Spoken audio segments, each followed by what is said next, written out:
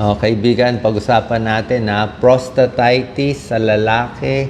Sobra common pala yung sakit na to. Grabe. Mga lalaki, edad 50 pataas, kailangan makinig kayo dito. Baka meron na kayo nitong problema, hindi nyo pa alam. Itong prostatitis, ang lalaki may prostate. At pag tumatanda, nagkakaproblema talaga sa prostate. Lumalaki yung prostate.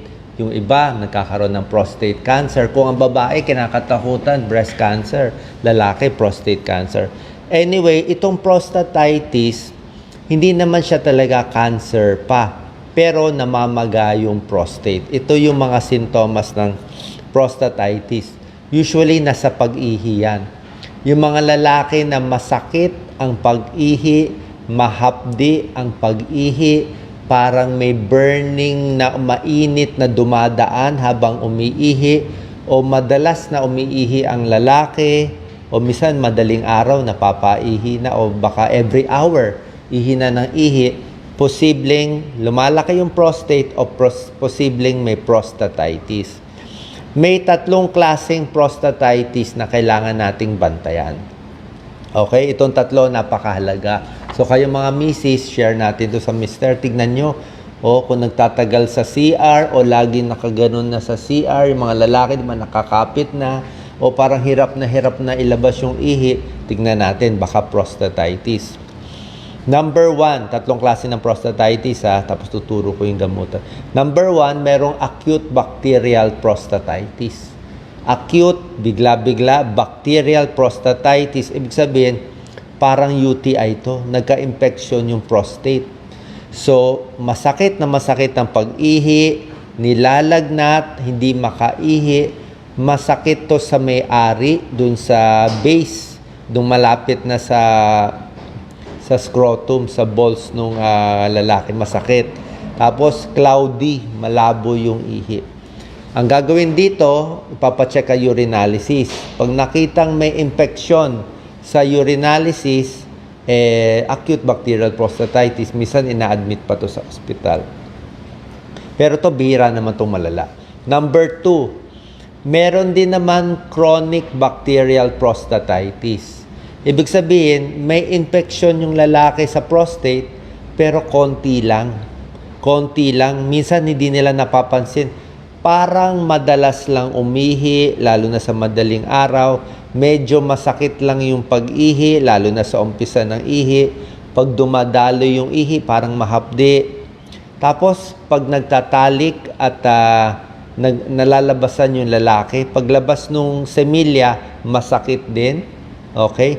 Pwedeng may dugo sa semilya ng lalaki. At minsan, parang hindi makalabas yung ihi. Tapos isa pang sintomas, dito sa may tumbong, dito sa may puwet ng lalaki, sa gitna ng balls at ng puwet, diba dyan sa ilalim, sa pelvic floor, laging masakit. Laging may cramp doon. Banda roon kasi yung prostate. Kung laging masakit doon, posibleng merong prostatitis. Yan ang chronic bacterial prostatitis. Yung pangatlong klase naman ng prostatitis, ito yung mas common. Okay, baka ito yung kay Mr. Chronic prostatitis lang ang tawag, or chronic pelvic pain syndrome. Ibig sabihin, pareho yung sintomas, masakit pag-ihi, mahapdi, di ba? O dito sa may tumbong, masakit, o pag nakaupo, parang crampy lagi, dyan, di ba, yung mga lalaki. Pero, pag pina-check ang urinalysis ng mga lalaki, normal ang resulta. So, pag normal ang resulta mo, ito ang sintomas mo, pwedeng may chronic prostatitis ka. So, hindi na antibiotic ang gamutan dito. Doon sa bacterial prostatitis, antibiotic ang gamot, mga ciprofloxacin, levofloxacin. Kung positive ang urinalysis, mura lang urinalysis 50 pesos, 100 lang, pa-check na. Kayo mga lalaki, pa-check nyo po, ha? Pero kung negative ang urinalysis mo, baka chronic prostatitis. This is the most common form of prostatitis na alam nyo ba anong cause ng chronic prostatitis? Hindi pa nila alam kung ano, pero konektado sa stress, konektado sa anxiety, konektado sa irritable bowel, makulo ang tiyan. Nakita nyo? Yung mga taong may nervyos, katulad natin, may anxiety, may depression, kabit-kabit ang mga sakit. Lalaking may nervyos, may GERD, may irritable bowel, masakit ang ulo, 'di ba? May panic attack. Meron ding chronic prostatitis, connected din siya. Oo.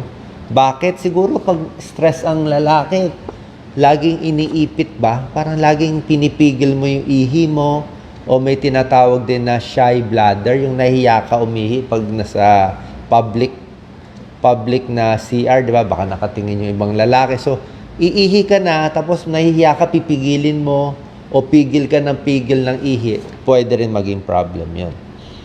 So, ano ang gamutan sa chronic prostatitis? Yan, napakahalaga. So, ang gamot natin sa chronic prostatitis ay papacheck tayo sa urologist, di ba?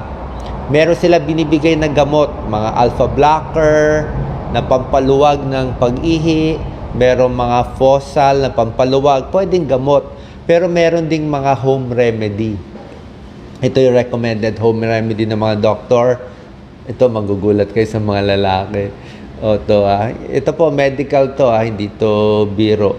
Mas maganda sa mga lalaki may prostatitis, madalas magtalik. Tama yung narinig nyo. Madalas mag-sex, magtalik, 2 times to 3 times a week.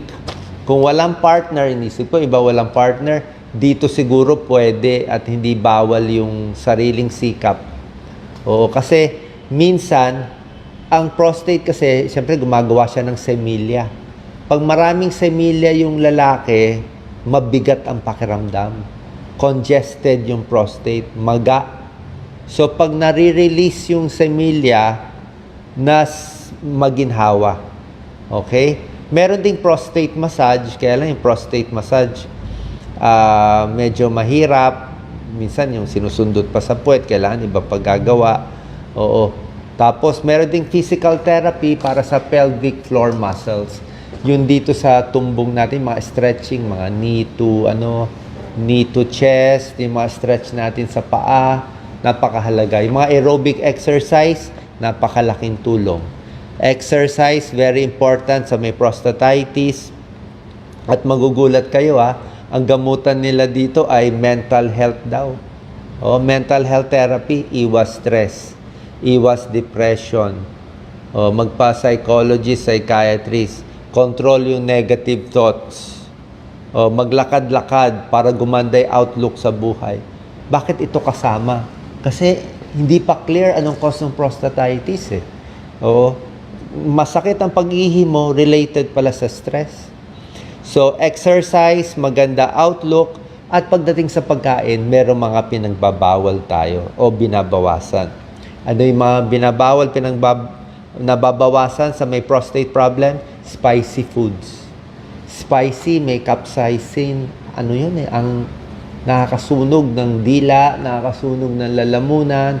Pag dumaan sa tiyan, pwede kang magtae. Tapos yung spicy, pag lumabas sa puwet natin, pwedeng humapdi ang almoranas. So spicy, bawal sa almoranas. Spicy din, bawal din sa may prostate, nai-irritate. Okay? Meron pang mga pagkain na bawal sa prostate health, magugulat kayo. Number 1, sasabihin ko na, red meat. Maraming karne, baka, baboy, lalo na yung prito, yung inihaw, grilled. Lalo na yung mainit na apoy. Kasi yung beef and pork, pag nainitan, pwede gumawa ng heterocyclic amines, HCA, which is tumataas yung risk for cancer. Sinabi na yan ng World Health Organization, maraming karne, babawasan. Processed meat, hotdog, sausage, luncheon meat, o lahat ng mga karne, kahit mga dilata, babawasan o iiwasan, lalo na kung may prostate problem na.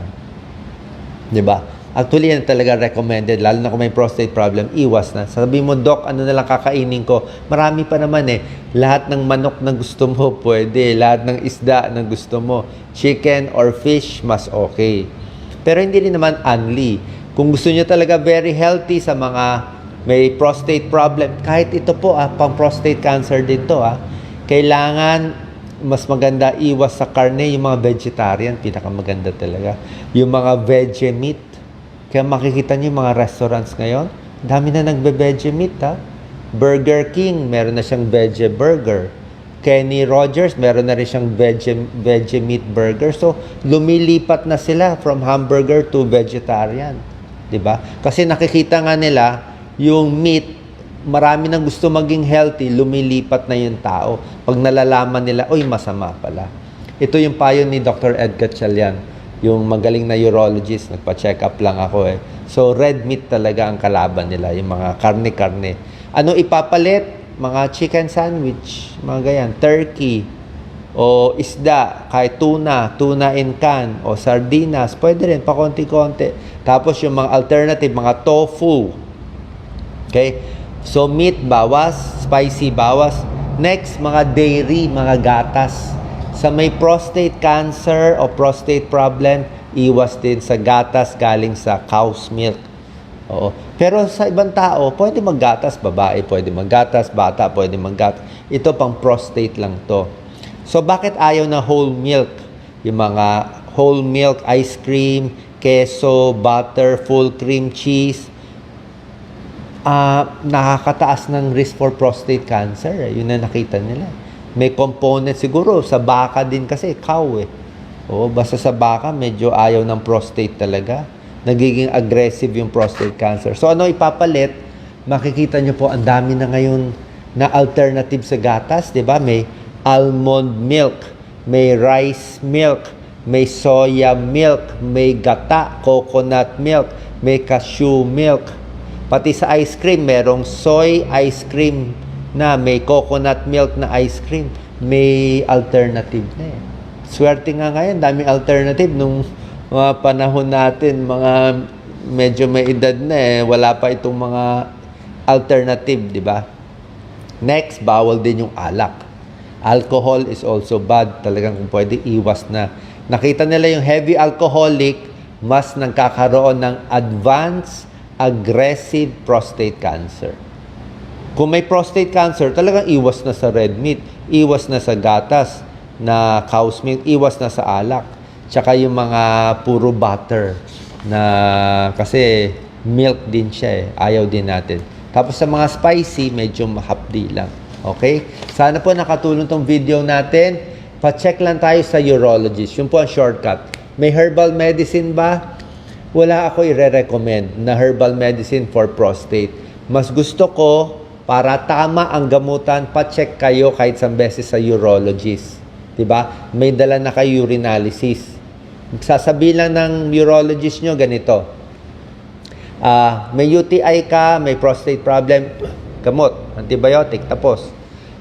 Or kung hindi yan, lumalaki prostate mo, may prostatitis ka, ito ang gamot, pampaluwag ng prostate.